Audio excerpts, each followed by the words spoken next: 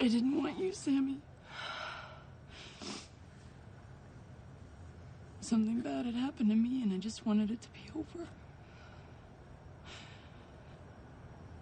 But every day my belly grew, and it just reminded me of it.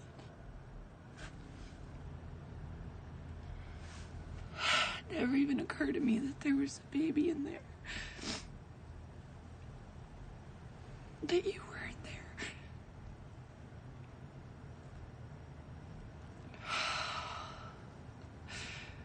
That day, what that man did to me,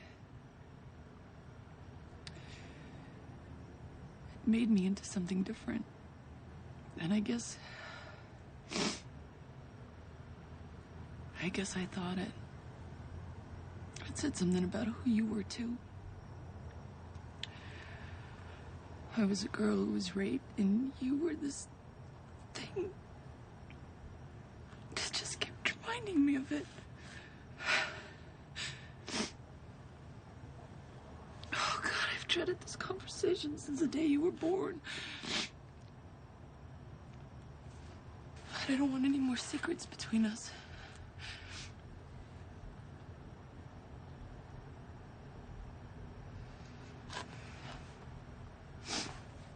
One night, I was lying in bed, and you moved inside me, like this tiny little butterfly just fluttering around in there. And all of a sudden I realized, I just knew. I knew you weren't his. You were mine. You were my baby. Thought about what you said to me the other day, about my painting. Stayed up half the night thinking about it. Something occurred to me. I fell into a deep, peaceful sleep, and I haven't thought about you since. You know what occurred to me? No. You're just a kid. You don't have the faintest idea what you're talking about. Why, thank you. It's all right. You've never been out of Boston. Nope. So if I asked you about art, you'd probably give me the skinny on every art book ever written. Michelangelo. I know a lot about him. Life's work, political aspirations, him and the Pope, sexual orientation, the whole works, right? I bet you can't tell me what it smells like in the Sistine Chapel. You never actually stood there and looked up at that beautiful ceiling. Seen that. If I ask you about women, you'd probably give me a syllabus of your personal favorites. You may have even been laid a few times.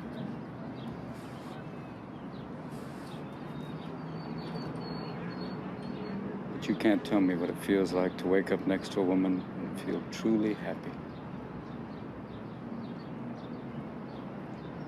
You're a tough kid. I ask you about war, you'd probably throw Shakespeare at me, right? Once more into the breach, dear friends. But you've never been near one. You've never held your best friend's head in your lap and watch him gasp his last breath looking to you for help. I ask you about love, you'd probably quote me a sonnet. But you've never looked at a woman and been totally vulnerable. Known someone that could level you with her eyes. Feeling like God put an angel on earth just for you.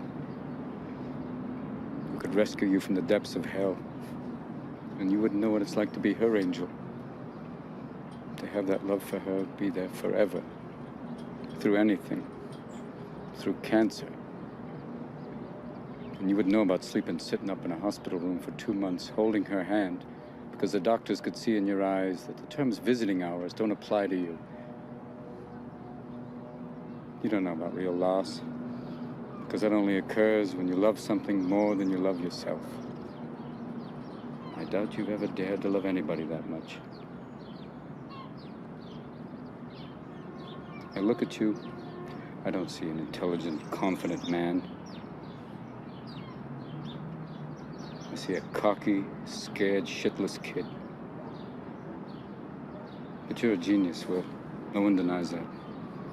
No one could possibly understand the depths of you.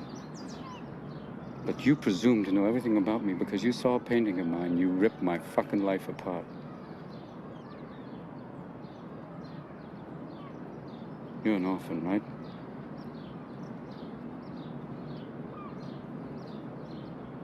Do you think I'd know the first thing about how hard your life has been? How you feel? Who you are? Because I read Oliver Twist? Does that encapsulate you?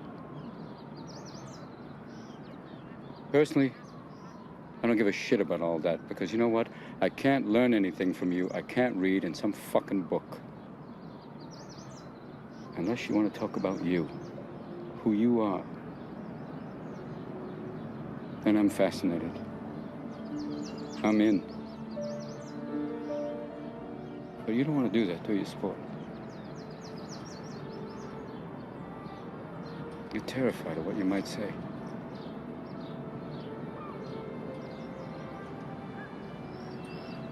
Your move, Chief. We ain't talking about baseball. We're talking about you going off and laying up with another woman and bringing it home to me. That's what we're talking about. We're not talking about no baseball. You're not listening to me. I'm trying to explain it to you the best way I know how.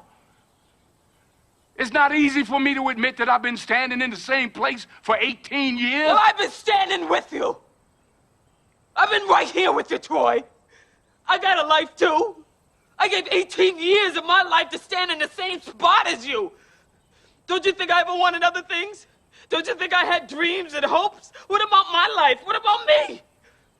Don't you think it ever crossed my mind to want to know other men? That I wanted to lay up somewhere and forget about my responsibilities? That I wanted someone to make me laugh so I could feel good? You're not the only one who's got wants and needs, but I held on to you, Troy. I took all my feelings, my wants and needs and dreams, and I buried them inside you. I planted a seed and watched and prayed over. I planted myself inside you and waited to bloom. It didn't take me no 18 years to realize the soil was hard and rocky and it wasn't never gonna bloom. But I held on to you, Troy. I held you tighter. You was my husband. I owed you everything I had, every part of me I could find to give you. And upstairs in that bedroom with the darkness falling in on me, I gave everything I had to try and erase the doubt that you wasn't the finest man in the world, and wherever you was going, I was going to be there with you because you was my husband. Because that's the only way I was going to survive as your wife. You're always talking about what you give and what you don't have to give. But you take too, Troy. You take and don't even know nobody's giving. You say I take and don't give. Troy, you you say hurt me. I take and don't Troy, give. you're hurting my arm. Let go. Edward George Ruddy died today. Edward George Ruddy was the chairman of the board of the Union Broadcasting Systems, and he died at 11 o'clock this morning of a heart condition, and woe is us. We're in a lot of trouble. So, a rich little man with white hair died. What has that got to do with the price of rice, right? And why is that woe to us? Because you people and 62 million other Americans are listening to me right now. Because less than 3% of you people read books. Because less than 15% of you read newspapers. Because the only truth you know is what you get over this tube. Right now, there is an entire generation that never knew anything that didn't come out of this tube. This tube is the gospel, the ultimate revelation. This tube can make or break presidents, popes, prime ministers. This tube is the most awesome goddamn force in the whole godless world. And woe is us if it ever falls into the hands of the wrong people. And that's why woe is us that Edward George Ruddy died. Because this company is now in the hands of CCA, the Communication Corporation of America. There's a new chairman of the board, a man called Frank Hackett, sitting in Mr. Ruddy's office on the 20th floor. And when the 12th largest company in the world controls the most awesome goddamn propaganda force in the whole godless world, who knows what shit will be peddled for truth on this network? So you listen to me. Listen to me. Television is not the truth. Television is a goddamn amusement park. Television is a circus, a carnival, a traveling troupe of acrobats, storytellers, dancers, singers, jugglers, sideshow freaks, lion tamers, and football players. We're in the boredom-killing business. So if you want the truth, go to God. Go to your gurus. Go to yourselves. Because that's the only place you're ever going to find any real truth. But man, you're never going to get any truth from us. We'll tell you anything you want to hear. We lie like hell. We'll tell you that Kojak always gets the killer and that nobody ever gets cancer in Archie Bunker's house. And no matter how much trouble the hero is in, don't worry, just look at your watch. At the end of the hour, he's going to win. We'll tell you any shit you want to hear. We deal in illusions, man. None of it is true. But you people sit there day after day, night after night, all ages, colors, creeds. We're all you know. You're beginning to believe the illusions we're spinning here. You're beginning to think that the tube is reality and that your own lives are unreal. You do whatever the tube tells you. You dress like the tube. You eat like the tube. You raise your children like the tube. You even think like the tube. This is mass madness, you maniacs.